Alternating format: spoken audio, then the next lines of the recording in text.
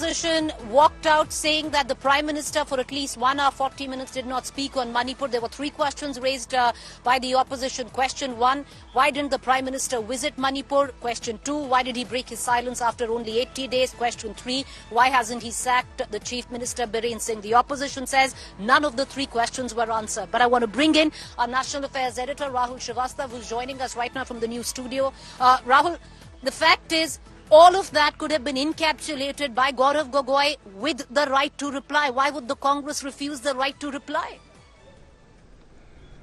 Preeti, what we were told before the trust motion, some senior Congress leaders and even those part of the India coalition had said that they do not want to be part of the display of numbers. They didn't want to reach the trust vote to reach, no trust vote to reach a point where there was a vote, and the NDA could eventually display its numerical strength and go at post-parliament session, go out in the country and say that the sense of the House lay with them. And eventually, in the absence of the opposition, or large part of the opposition, you find that there was a voice vote. And a voice vote does not display any kind of numerical strength. And I think that's what the strategy was.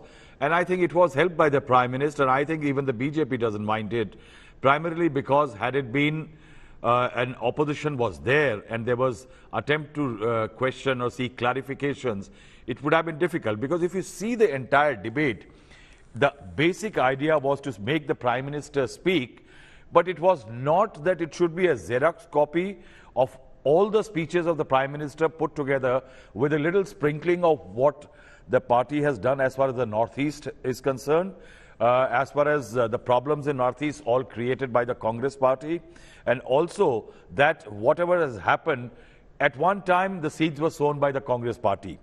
Apart from that, a bit on the comments made by various leaders, say especially even Rahul Gandhi, or the kind of political charge Rahul Gandhi has been mounting since the Bharat Jodo Yatra in terms of speaking in terms of that Mohabbat ki Dukaan.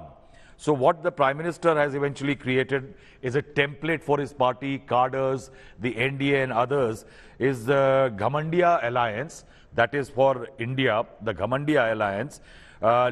Instead of Mohabbat ki Dukaan, there is a counter, Loot ki Dukaan, Jhoot ka Bazaar. There is a template of dynasty, corruption and others. Then there was a very interesting manner. I think I have seen this for the first time happening with Amit Shah's speech first.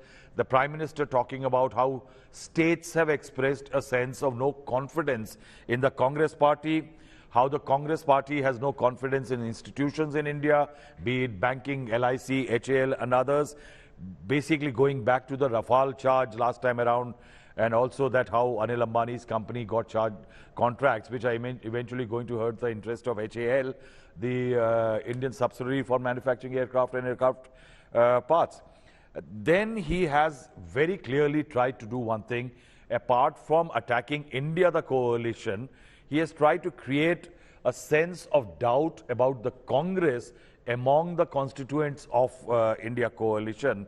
And if you see the sum total, I think what the Prime Minister's speech, apart from an appeal for peace, apart from a promise that the Northeast region, including the Manipur, is a jigar ka tukda, is his sense of empathy towards the people, an attempt to say that the government is trying to create solutions. I think a 3-day-long debate over a no-confidence motion to make the Prime Minister's speech on the issue of Manipur eventually leaves me and a lot of people wondering still what exactly went wrong and what exactly are the remedial measures and what is the accountability fixed as far as what has gone wrong. Well, the Prime Minister made an out-and-out political election speech paving the way for 2024, that is for sure.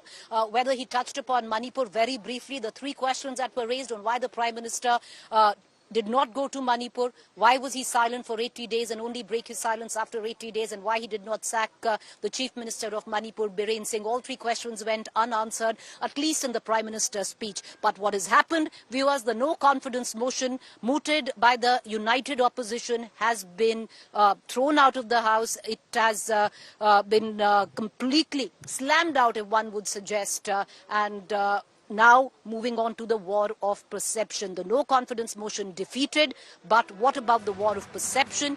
We'll only know days to come. The Prime Minister did end with suggesting, and that's also been the train of thought of many political analysts, could the opposition have been better prepared?